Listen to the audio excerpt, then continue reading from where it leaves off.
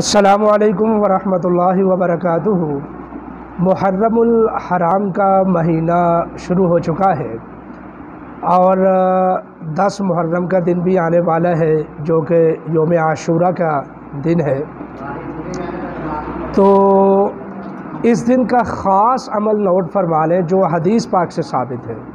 حضرت عبداللہ بن مسعود رضی اللہ تعالی عنہ سے روایت ہے، وہ ارشاد فرماتے ہیں کہ اللہ کے حبیب صلی اللہ علیہ وسلم نے ارشاد فرمایا کہ جو بندہ 10 محرم والے دن اپنے اہل و عیال پر بہت زیادہ خرچ کرتا ہے اور اللہ تعالیٰ سارا سال اس کے گھر میں رزق کی فراوانی کیے رکھتے ہیں، تو اس لیے 10 محرم کو آپ لوگ اپنے گھر میں خصوصی طور پر خرچ کریں۔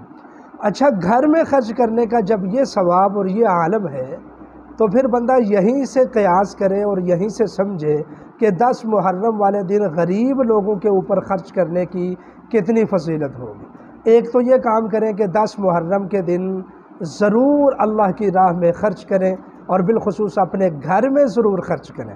اور دوسرا کام جو آپ حضرات نے کرنا ہے وہ یہ ہے کہ سارا دن سورۃ الکوثر کی بغیر شمار کیے تلاوت کرتے رہیں۔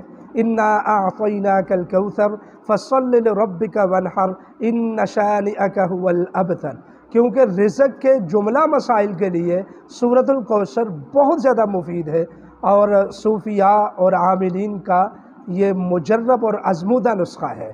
تو سارا دن آپ سورۃ الکوثر کی تلاوت کریں اور اللہ کی راہ میں خرچ کریں، اپنے گھر میں خرچ کریں۔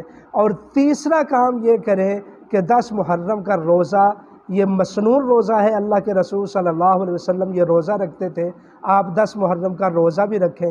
انشاءاللہ یہ 3 کام کرنے سے سارا سال آپ کے گھروں میں جو رزق کی فراوانی ہے یہ ختم نہیں ہوگی اور رزق کی قلت اور تکلیف جو ہے یہ اس کے سارے مسائل ختم ہو جائیں گے اور اللہ کی طرف سے فراوانی آئے گی انشاءاللہ۔